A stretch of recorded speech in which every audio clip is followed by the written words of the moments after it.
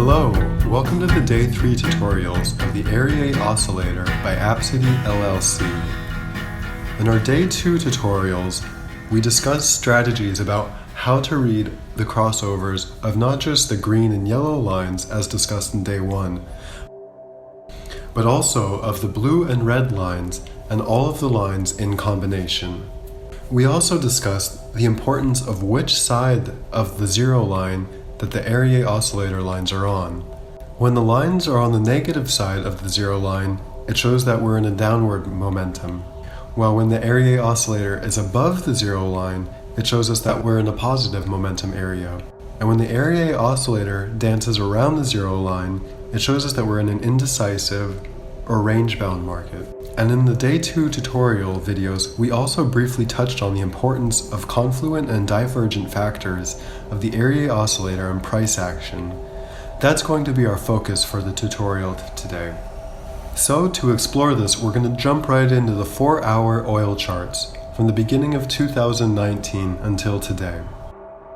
To do this, we're going to highlight all the areas of market patterns on the indicator and price action with white lines and discuss each instance alone. So, if we mark up our entire chart, it starts to look like this. Highlighted in the white lines are areas where we see classical chart patterns on the chart and the relating confluent or divergent factors of the Aerie Oscillator. So, beginning at the start of 2019, we have an initial increase in price momentum.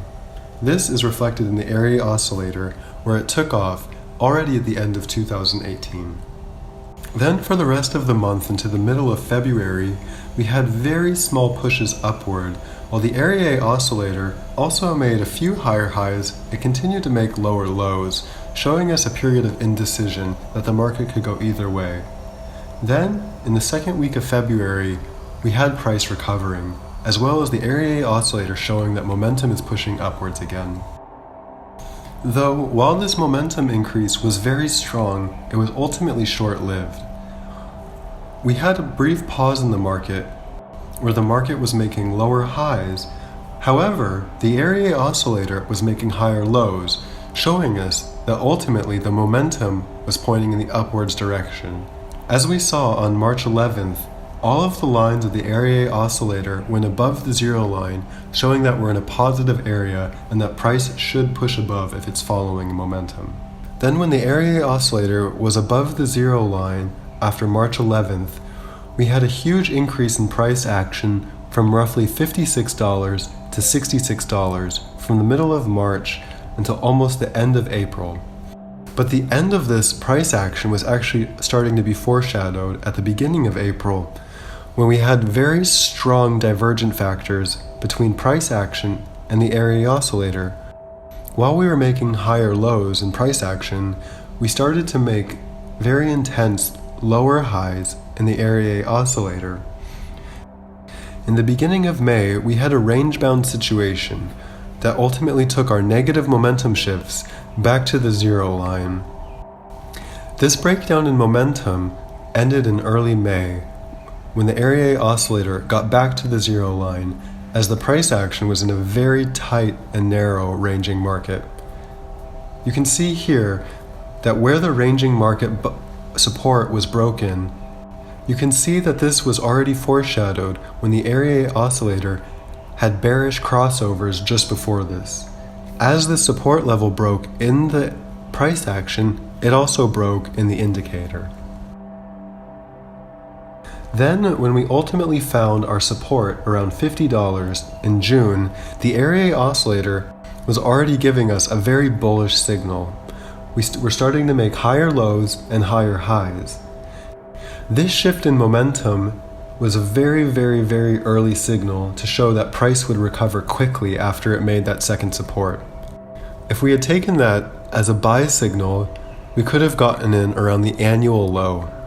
Then from July till the end of August, we had incredibly precise and clean crossover signals that exactly illustrated the candle on which momentum shifts happened. This information was also confirmed with the divergence of the indicator and price action. from the beginning to the middle of July, we had the indicator supporting a higher low while price made a lower low, which illustrated that we have one last strong push left. Then in August, we had a confluent factor. In this instance, it would have been enough to trade the crossovers alone, as their timing of the momentum shifts was almost on point. Though, with all this extra information of the confluence and divergence, we would have gotten additional information and ways to read the price action that would have foreshadowed what would have happened next. In our next example, we're going to look at the US 30 on the 1-hour charts for the month of August of 2019 and break down the confluent and divergent factors between the indicator and price action. We had two textbook perfect divergent signals given during this period of time. One was in the beginning of August, when price failed to make a new high during a range-bound situation. The indicator was already painting lower lows, foreshadowing a downward impulse. Then again, just after the middle of the month, from the 19th to the 26th, we had price pushing very, very weakly for a newer high. During this time, the Aerie Oscillator made it very clear that momentum was dying and going to turn negative. This foreshadowed a very strong downward impulse. Now, while this information is good in and of itself, let's also combine it with the strategy that we had on the very first day of looking where the green line crosses over and under the yellow line. Already coming into this month, we had a lot of very strong signals from the Aerie Oscillator that the momentum was dying very fast. As it was going down, we got a lot of good short entry signals if we had taken these momentum shifts as entries. Then, as momentum recovered on August 6th, we got an incredible long opportunity when price recovered and pushed strongly upwards until we got into the first area of divergence as noted before. After that area of divergence, we had that brief push upwards that died very quickly. The Aerie Oscillator already clued us in that this push upwards was not going to be very strong.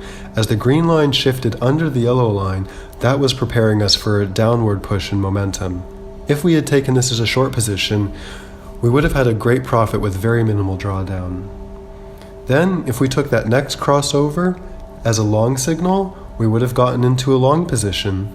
Again, during that whole range-bound situation where we were defining a new range at the bottom, we only had one crossover signal where the green line went above the yellow line, giving us very high confidence that this indicator gives signals that we can trust, because the signals that it gives are very certain and do not lead us astray. Then, after the second area of divergence, the Aerie Oscillator showed us just a few candles in advance that this intense drop was coming.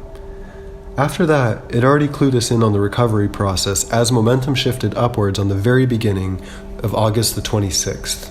Then, as price continued to push higher from there, the Aerie Oscillator also agreed and pushed higher with it as well. This concludes the Day 3 tutorials for the Aerie Oscillator. We do hope that all of these tutorials have shown you how to use the Aerie Oscillator, because proper use of this indicator will give us in-depth information on market momentum at all time horizons. This proves an invaluable tool for anybody who considers market momentum in their strategies. Thanks again for watching all 3 days of tutorial. If you have any further questions, tips, or feedback for this indicator or anything else that you have used by Absidy LLC, please feel free to get in touch with us for any reason. Again, thanks for watching.